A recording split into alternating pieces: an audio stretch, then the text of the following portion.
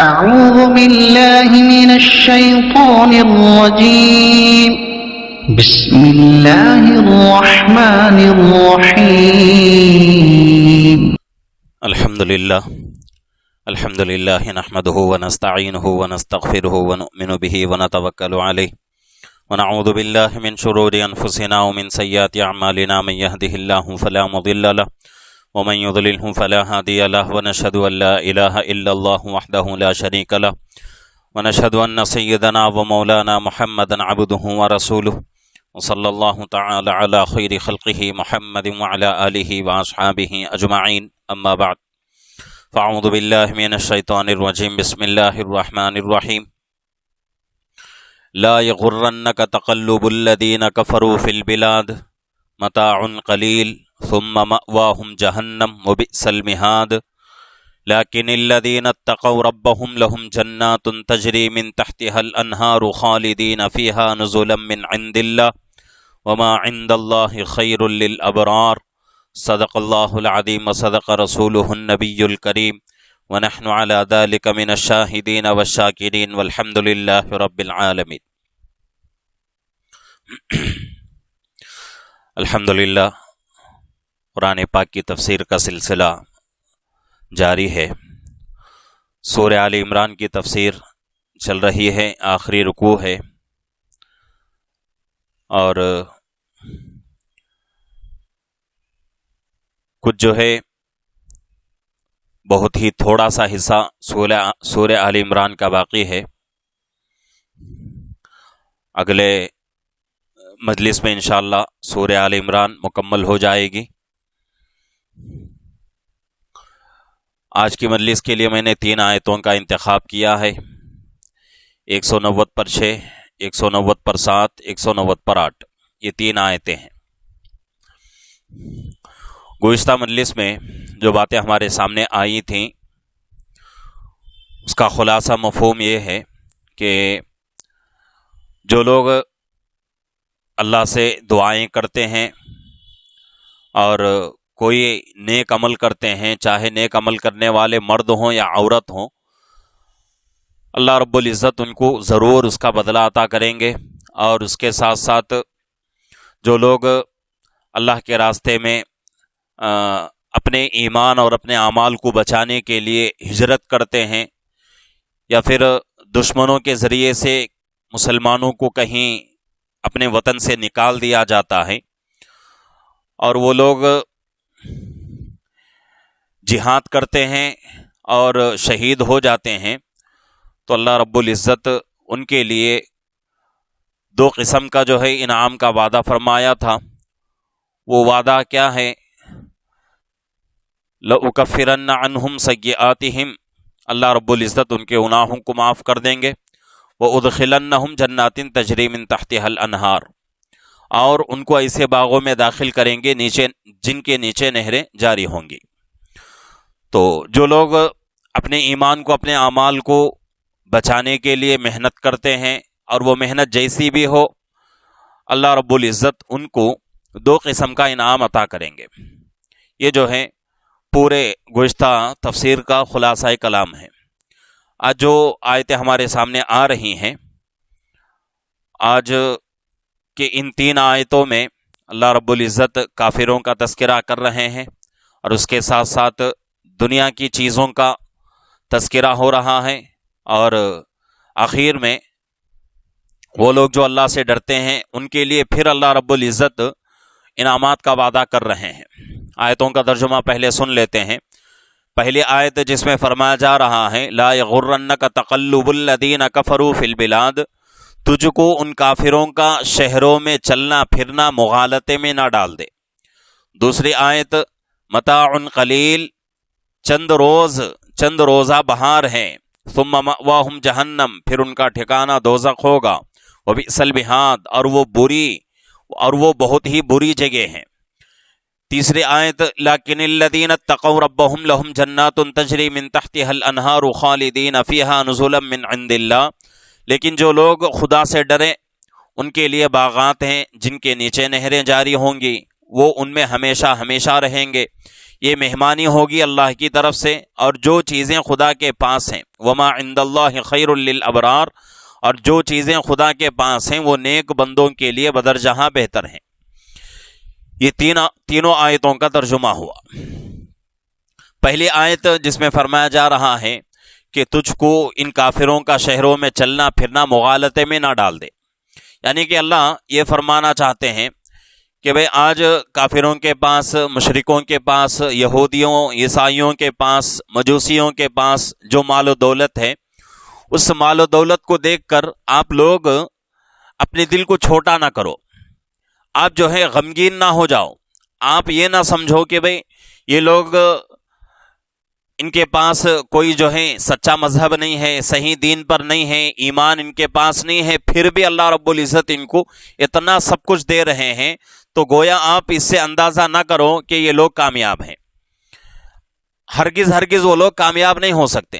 دنیا کی جتنی بھی چیزیں انسان کو مل جائیں، وہ تمام کی تمام چیزیں، یہاں تک کہ تفسیروں میں لکھا ہوا ہے کہ آدمی کے پاس دنیا کا مال و دولت، سونا چاندی، ہیرے جواہرات، موتی، اور اس کے علاوہ جنگلات، اور اس کے علاوہ جتنی بھی دنیا کی چیزیں ہیں، تمام کی تمام چیزیں اس کے پاس آ جائیں، تب بھی اللہ فرما رہے ہیں متاع قلیل، یہ تمام کی تمام چیزیں تھوڑے دنوں کے لیے، اور تھوڑا فائدہ اس سے آپ لوگ کیا کرو، اٹھا لو۔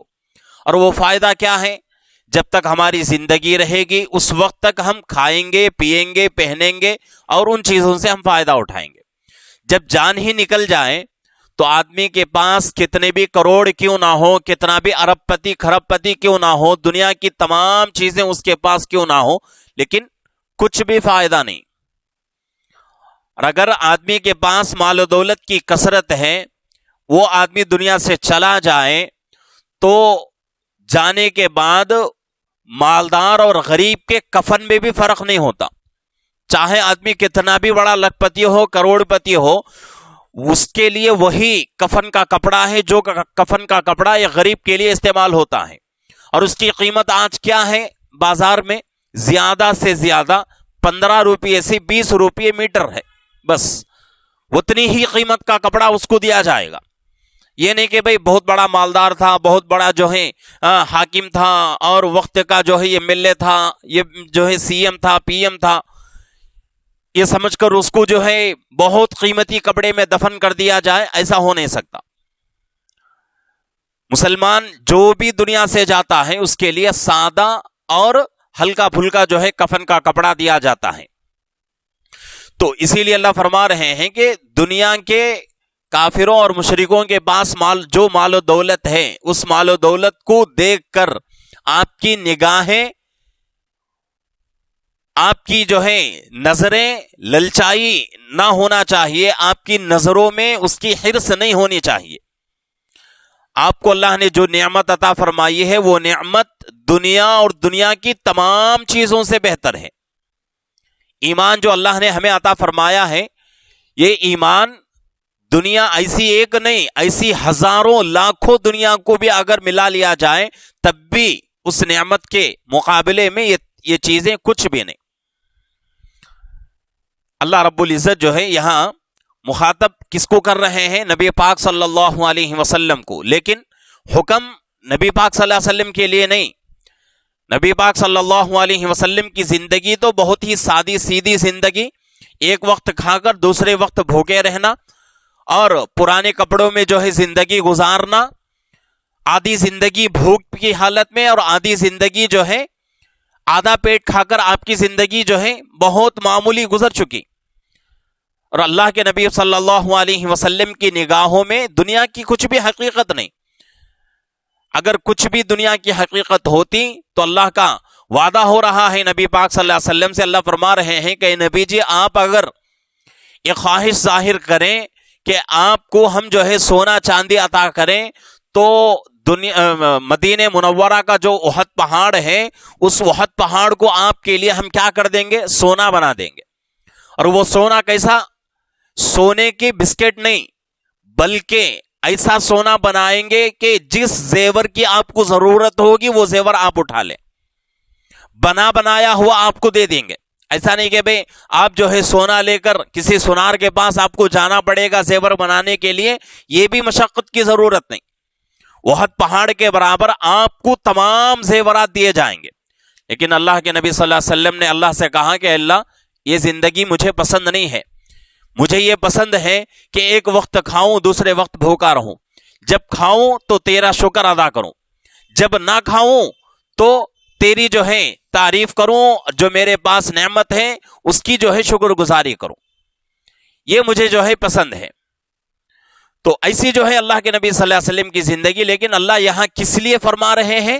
ہمارے اور آپ کے لیے. آج ہم جو ہے دنیا کے پیچھے پڑے ہوئے ہیں، دنیا کی مال و دولت کی ہمارے اندر حرص ہے، اتنی حرص ہے کہ آج مسلمان کے بارے میں یہ سوچا نہیں جا سکتا کہ بھئی مسلمان آج دنیا کے پیچھے نہیں بھاگ رہا ہے. کتنے اگر یہ کہا جائے تو جھوٹ نہیں ہو سکتا کہ 99% مسلمان، 99% مسلمان جو ہے دنیا کے پیچھے بھاگ رہے ہیں. بھئی یہ نہیں کہتا کہ بھئی دنیا کمانا غلط ہے، یہ بات نہیں ہے. دنیا کمانا ضروری ہے، دنیا کے بغیر آدمی کی دنیا کی زندگی بہت مشکل ہے. لیکن یہاں جو فرمایا جا رہا ہے وہ کیا ہے کہ بھئی دنیا کی چیزوں کو ہی مقصد بنا کے زندگی گزارنا یہ غلط ہے. دنیا کی چیزیں تو آج ہمارے پاس ہیں، کل ہمارے پاس سے چھوٹ جائیں گی. باقی رہنے والی چیز کیا ہے؟ ہمارا ایمان ہے اور ہمارے اچھے عمل ہیں، یہ دو چیزیں باقی رہیں گی. اور آج مسلمان کتنے لوگ ایسے ہیں جو اپنے زبانوں سے اللہ کے بارے میں شکایت کرتے ہیں کہ اللہ نے ہمیں کیا دیا، اللہ نے ہمیں کیا دیا. کتنے مسلمان ایسے ہیں. اور یہ چیزیں، یہ باتیں کرنا، یہ باتیں مسلمان کو کفر تک پہنچا دیتی ہیں. اگر کوئی مسلمان اللہ کے بارے میں شکایت کر رہا ہے تو مطلب کیا ہے کہ اس کے پاس اللہ اور اللہ کی طاقت کا کچھ بھی حقیقت نہیں، اللہ کی نعمتوں کی رائی کے دانے کے برابر بھی شکر اس کے پاس نہیں. تبھی تو وہ آدمی جو ہے اللہ کی نعمتوں کی ناشکری کرتے ہوئے اللہ کی شکایت کر رہا ہے. تو اسی لیے کہا گیا، حدیث پاک میں بات آتی ہے جس کا مفہوم خلاصہ یہ ہے کہ ہم جو ہے دین کے اعتبار سے اپنے سے اونچے آدمی کو دیکھیں، دنیا کے اعتبار سے اپنے سے کمتر آدمی کو دیکھیں. مثال کیا ہے اس کی کہ اگر ہم نماز پڑھ رہے ہیں، فرض نماز، تو ہم اس آدمی کو نہیں دیکھیں گے جو نماز نہیں پڑھتا، بلکہ ہم اس آدمی کو دیکھیں گے جو فرض نمازوں کے ساتھ ساتھ سنت اور نفل نماز بھی پڑھتا ہے. اور دنیا کے اعتبار سے، ہم دنیا کے نعمتوں کے اعتبار سے کس کو دیکھیں گے؟ اپنے سے اونچے کو نہیں بلکہ اپنے سے کمتر کو. اس کی مثال جو کہ ہمارے ذہنوں میں آسانی کے ساتھ آ جائے یہ ہے کہ بھئی ہمارے پاس موٹر سائیکل ہے، ٹو ویلر ہمارے پاس ہے، ہم فور ویلر والے کو نہیں دیکھیں گے بلکہ اس سے کم جو سائیکل والا ہے اس کو دیکھیں گے، یا پھر جو پیدل چل کے جا رہا ہے اس کو دیکھیں گے. دنیا کے اعتبار سے اپنے سے کمتر آدمی کو دیکھنا ہے، دین کے اعتبار سے اپنے سے اونچے آدمی کو دیکھنا ہے. آج ہمارا معاملہ بالکل الٹا ہو گیا. دنیا کے اعتبار سے ہم اپنے سے اونچے نہیں بلکہ بہت اونچے آدمی کو دیکھتے ہیں، اور دین کے اعتبار سے اپنے سے بہت ہی کمتر کو دیکھتے ہیں، اور یہ سمجھتے ہیں کہ بھئی فلانا تو نماز نہیں پڑھتا ہے، میں تو نماز پڑھ رہا ہوں. بس یہ سمجھ کے ہم جو ہے اپنے دل کو ٹھنڈک پہنچاتے ہیں، اپنے دل کو تسلی دیتے ہیں. یہ بالکل غلط ہے. اگر اس طرح ہمارا عمل رہا تو ہوتے ہوتے ہوتے ہوتے جو نمازیں آج ہم پڑھ رہے ہیں یہ نمازوں کی بھی توفیق اللہ چھین لیں گے. تو اس لیے بہت ہی ضروری ہے کہ ہر بار ہر اعتبار سے دین کے معاملے میں اپنے سے اونچے آدمی کو دیکھیں، دنیا کے معاملے میں اپنے سے کمتر آدمی کو دیکھیں، تو اس سے جو ہے اللہ کی نعمتوں کا شکر ادا ہوگا. حضرت شیخ سعدی رحمت اللہ علیہ بہت بڑے اللہ والے گزرے ہیں. ان کی بہت ساری کتابیں، اس میں سے کچھ کتابیں جو ہے مولوی کورس پہ پڑھائی جاتی ہیں. تو حضرت کے بارے میں لکھا ہوا ہے کہ حضرت کے پاس پیروں میں چپل نہیں تھا. حضرت جو ہے بغداد شریف میں نماز کے لیے جا رہے تھے تو سوچا کہ بھئی کتنی میری جو ہے خراب زندگی ہے، پہننے کے لیے میرے پاس چپل نہیں. یہ سوچ کے مسجد میں گئے. مسجد میں جا کے دیکھا کہ ایک آدمی ایسا ہے جس کے پاس چپل بھی نہیں اور چلنے کے لیے اس کے پاس پیر بھی نہیں ہے، دونوں پیر اس کے نہیں، اور رینگتا ہوا اللہ کے گھر میں آ کے نماز پڑھ رہا ہے.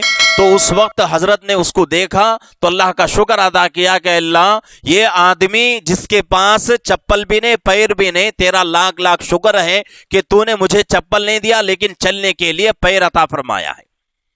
تو اس لیے اللہ کی جتنی نعمتیں ہیں ان نعمتوں میں اپنے سے کمتر آدمی کو دیکھیں گے تو ہمارے پاس جو نعمت ہے اس کی شکر گزاری کی اللہ توفیق دیں گے۔ تو اسی لیے فرمایا گیا کہ کافروں کی طرف للچائی ہوئی نگاہ سے مت دیکھو، ان کے پاس جو مال و دولت ہے وہ باقی رہنے والا نہیں ہے بلکہ فنا ہو جانے والا، ختم ہو جانے والا ہے۔ ہمارے پاس جو چیز ہے ایمان، یہ ہمیشہ ہمیشہ باقی رہنے والا ہے۔ تو اسی لیے فرمایا گیا، آگے فرمایا جا رہا ہے متاع قلیل، جتنا بھی ان کے پاس مال و دولت ہے یہ تمام کا تمام مال و دولت صرف یہ لوگ کیا کریں گے، دنیا میں رہتے ہوئے کچھ دنوں کے لیے تھوڑا سا فائدہ اٹھا لیں گے۔ آج بیماریاں بھی کیسی آ گئیں، شوگر ہے، بی پی ہے، ہارٹ اٹیک ہے۔ اگر میٹھا کھانا چاہیں تو ڈاکٹر منع کر دے گا کہ بھئی شوگر ہے نہیں کھا سکتے۔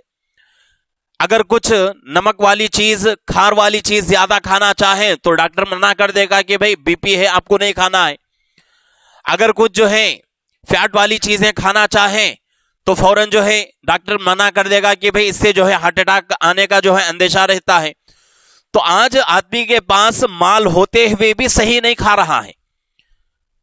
تو مطلب کیا ہے کہ یہ مال و دولت باقی رہنے والی چیز نہیں ہے، باقی رہنے والی چیز کیا ہے، ایمان اور ہمارے عمل ہیں۔ اگر اچھے عمل کریں گے تو اس کا بدلہ اچھا ملے گا، برے عمل کریں گے تو اس کا بدلہ بھی برا ملے گا۔ تو اس لیے ہر وقت ہم کو جو ہے اللہ کی طرف، اپنے آخرت کی طرف نگاہ رکھنا ہے۔ ثم مأواہم جہنم، اللہ فرما رہے ہیں ان کافروں کو ہم نے بہت سارا مال و دولت دے رکھا ہے، وہ لوگ دنیا میں جو ہے عیش کرتے ہیں، مزے اڑاتے ہیں، لیکن ان کا ٹھکانہ کیا ہے، ثم مأواہم جہنم، پھر ان کا ٹھکانہ دوزخ ہوگا۔ ہم کو کیا کریں گے، دوزخ میں ڈال دیں گے، جہنم میں ان کو ڈال دیں گے۔ اور وہ جہنم کیسی ہے، وہ بئس المہاد، وہ بہت ہی بری جگہ ہے، بہت ہی بری جگہ ہے۔ اور جہنم کیسی جگہ ہے کہ آدمی کی کھال، یہ تو بہت دور کی بات، آدمی کی کھال، آدمی کی جو بدن کے اوپر چمڑی ہے، آدمی کا جو چمڑا ہے یہ تو گل کر آدمی کا نکل جائے گا، لیکن آدمی کی وہ جہنم کی آگ آدمی کے گوشت کو، آدمی کی چربی کو، آدمی کی ہڈیوں کو بھی جلا دے گی۔ ہڈیاں بھی جل کر جو ہے فنا ہو جائیں گی۔ لیکن فنا ہونے کا مطلب کیا ہے کہ ختم ہو گیا، بس ایسا نہیں، جلتا رہے گا۔ اللہ اس کے بدن کو اچھا کرتے رہیں گے، پھر جلاتے رہیں گے، پھر اچھا کرتے رہیں گے، یہی جو ہے اس کی سزا ہے۔ وہ آگ کیسی ہے، آدمی کے بدن کو، اس کے کھال کو، اس کے گوشت کو، اس کے چربی کو، یہاں تک کہ اس کی ہڈیوں کو بھی جلا دے گی۔ اور جہنم میں سب سے چھوٹا عذاب جس کو دیا جائے گا وہ عذاب کیا ہے، اللہ رب العزت کیا کریں گے، آگ کے جوتے پہنائیں گے، آگ کے اللہ رب العزت شو پہنائیں گے، اور اس آگ کے شو کی وجہ سے، اس کی گرمی کی وجہ سے آدمی کے بدن میں اس کی جو ہے گوشت اور اس کی جو ہے چربی گل گل کر پگھلتی رہے گی۔ اور یہاں تک کہ آتا ہے کتابوں کے اندر کہ اس کے گرمی سے، یعنی ان شو کے گرمی سے، اس کی جو ہے گرماہٹ سے آدمی کا دماغ جو ہے پکتا رہے گا، ایسا پکے گا جیسا آج ہم جو ہے کسی دیگچی میں کوئی جو ہے چیز ڈال کر پکاتے ہیں، پکاتے وقت جب اس کے اندر سے جو پکنے کی آواز آتی ہے، ایسی آواز آدمی کا دماغ دے گا۔ یہ جہنم میں سب سے چھوٹا عذاب ہے۔ تو اس لیے جہنم سے ڈرنے کی ضرورت ہے، اس کے عذابات سے ڈرنے کی ضرورت ہے۔ یہ بدن آج کوئی جو ہے چھوٹی سی چنگاری ہمارا بدن برداشت نہیں کرتا، چھوٹی تکلیف اگر آ جائے تو ہمارا بدن برداشت نہیں کرتا، سر میں درد آ جائے تو انسان برداشت کے قابل نہیں رہتا، برداشت سے باہر ہو جاتا ہے، پیٹ کا درد آئے، داڑھ کا درد آئے، بدن کا درد آئے تو آدمی برداشت نہیں کرتا۔ اتنا کمزور آدمی کا بدن ہے تو یہ بدن اتنا خطرناک جہنم کی آگ کو کیسے برداشت کر سکے گا، سوچنے کی ضرورت ہے۔ تو اس لیے جہاں تک ہو سکے کوشش یہی کرتے رہنا چاہیے کہ ہر وقت ہماری نگاہوں میں دنیا اور دنیا کی چیزیں نہیں، بلکہ آخرت اور آخرت جہنم اور جہنم کے عذابات ہمارے نگاہوں کے سامنے رہنا چاہیے، تب جا کر ہماری زندگی دنیا کی صحیح گزرے گی۔ یہاں تک جو ہے کافروں کا ذکر۔ اب اس کے بعد جو ہے ایمان والوں کا ذکر ہو رہا ہے۔ لیکن الذین اتقوا ربهم لهم جنات تجری من تحتها الانہار خالدین فیها نزلا من عند اللہ، لیکن جو لوگ خدا سے ڈرے ان کے لیے باغات ہیں۔ لیکن الذین اتقوا ربهم، جو لوگ اللہ سے ڈرتے ہیں ان کے لیے اللہ رب العزت وعدہ کر رہے ہیں کیا؟ جنت کا۔ جنت اللہ رب العزت ان لوگوں کو دیں گے، اور جنت کی صفت کیا ہے؟ تجری من تحتها الانہار، جس کے نیچے نہریں چلتی ہوں گی۔ نہریں کیا ہیں؟ دودھ کی نہر ہے، شہد کی نہر ہے، پانی کی نہر ہے، شراب کی نہر ہے، یہ نہریں جو ہے چلتی رہیں گی۔ اور اس کا نقشہ جو ہے سورہ دہر میں اور اسی طریقے سے سورہ واقعہ میں بہت ہی بہترین انداز سے کھینچا گیا ہے، وہاں جو ہے جنت کی تعریف کی گئی ہے۔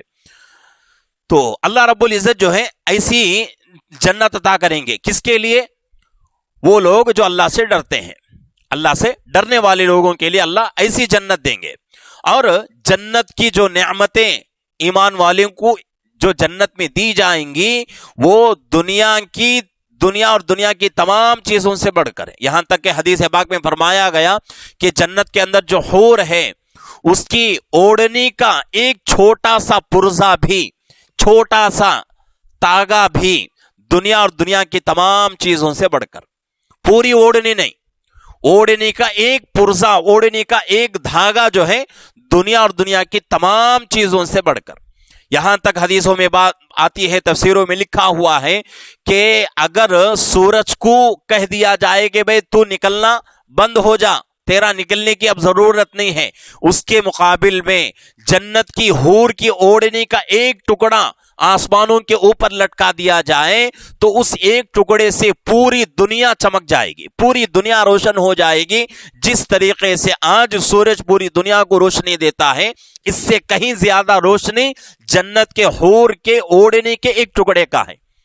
ایسی چیزیں اللہ رب العزت عطا کریں گے جنت میں۔ اور جنت میں جو محلات جنتی کو ملیں گے وہ کیسے ہوں گے؟ باہر سے اندر کی سب چیزیں نظر آئیں گی، اندر سے باہر کی سب چیزیں نظر آئیں گی۔ اور جو حوریں جنتیوں کو دی جائیں گی اس کی صفت یہاں جو ہے بیان کی گئی ہے تفسیروں میں کہ جو وہ کھائے گی، وہ پیے گی، جو چیزیں اس کے پیٹ میں جاتی ہیں وہ بھی صاف باہر سے نظر آ جائیں گی۔ اتنی خوبصورت اور ایسی جو ہے دل کو بہلا دینے والی حوریں اللہ رب العزت عطا کریں گے۔ اور اس کے لیے شرط کیا ہے؟ ہر ایک کو اللہ رب العزت یہ نعمتیں نہیں دیں گے، اس کے لیے شرط ہے، اللہ نے شرط رکھا، لیکن الذین اتقوا ربهم، جو لوگ اللہ سے ڈرتے ہیں۔ اللہ سے ڈرنے کا مطلب کیا ہے کہ بھئی اللہ کا ڈر ہے لیکن گناہ بھی کر رہا ہے، اللہ کی نافرمانی بھی کر رہا ہے، نمازیں بھی نہیں پڑھتا، روزے بھی نہیں رکھتا، کچھ بھی عبادتیں نہیں کرتا، اس کو ڈر نہیں کہا جاتا۔ ڈر کا مطلب کیا ہے؟ جب کسی آدمی کے دل میں اللہ کا ڈر آتا ہے تو وہ آدمی ایک وقت کی نماز بھی نہیں چھوڑتا، اپنی زندگی میں ایک روزہ نہیں چھوڑتا، ایک عبادت اس کی نہیں چھوڑتی، ایک اللہ کا حکم نہیں چھوڑتا، اس کو جو ہے ڈر کہا جاتا ہے۔ تو اتنا ڈر جس کے اندر آئے گا اللہ رب العزت ان کو ایسی نعمتیں عطا کریں گے۔ اور کب تک ملیں گی یہ نعمتیں؟ من تحتها الانہار خالدین فیہا، وہ ان میں ہمیشہ ہمیشہ رہیں گے۔ ایسا نہیں کہ بھئی 1 سال کے لیے، 10 سال کے لیے، 20 سال کے لیے، 100 سال کے لیے، اس کے بعد پھر اللہ رب العزت وہاں سے نکال دیں گے، ایسی بات نہیں، بلکہ ہمیشہ ہمیشہ کے لیے۔ دنیا کی زندگی ختم ہو جائے گی، جنت میں جانے والے چلے جائیں گے، جہنم میں جانے والے چلے جائیں گے۔ جو جہنم میں مسلمانوں کے علاوہ جو لوگ پڑے ہوئے ہیں، اس لیے کہ ادنا جنتی جو کہ جہنم کا مستحق ہو چکا ہے، اس کو بھی اللہ رب العزت جنت میں داخل کریں گے۔ مسلمان کو چھوڑ کر جو لوگ جہنم کے مستحق ہو چکے ہیں وہ لوگ وہیں ہمیشہ رہیں گے، اور مسلمان جنت میں ہمیشہ ہمیشہ کے لیے رہ جائے گا۔ تو جنت مسلمان کا ٹھکانہ ہے، مسلمان کی منزل جنت ہے۔ تو یہ جو ہے جنت کی تعریف کی گئی، نزلا من عند اللہ، اور یہ مہمانی ہوگی اللہ کی طرف سے۔ ہمارے میزبان کون ہوں گے؟ اللہ رب العزت۔ ہم اللہ کے کیا ہو جائیں گے؟ مہمان ہو جائیں گے، یعنی کہ ہم اللہ کے گیسٹ ہو جائیں گے۔ اب اللہ ہمارے میزبان بن جائیں، ہم اللہ کے مہمان بن جائیں تو کیسی ہماری مہمان نوازی ہوگی؟ مثال کے اعتبار سے کوئی جو ہے ہمارا قریبی دوست ہمارے گھر میں آتا ہے، کہیں باہر رہتا ہے، ہمارے گھر میں آ جائے تو ہم اس کے لیے اچھا کھانا بناتے ہیں، اچھی جو ہے سہولتیں کرتے ہیں، کیوں؟ ہمارا مہمان ہے۔ لیکن اس کے بالمقابل آنے والا اپنے دوست سے بھی بڑھ کر ہے، اپنے دوست سے بھی بڑھ کر ہے۔ مثال کے اعتبار سے کوئی ایسا آدمی ہمارے گھر میں آتا ہے جس کا احسان ہمارے اوپر بہت زیادہ ہے، جیسا کہ سمجھو استاذ آ گیا ہمارا، تو استاذ جب اپنے گھر میں آتا ہے تو استاذ کی مہمان نوازی دوست کے ساتھ جو ہماری مہمان نوازی ہو رہی ہے، میزبانی ہماری ہو رہی ہے، اس سے بھی بڑھ کر ایک استاذ کی مہمان نوازی ہوگی۔ تو مطلب کیا ہے کہ بھئی آنے والا جیسا ہوگا اسی کے بقدر اس کی جو ہے مہمان نوازی ہوگی۔ تو یہ دنیا کا جو ہے ماحول ہے، لیکن اللہ کا نظام کیا ہے؟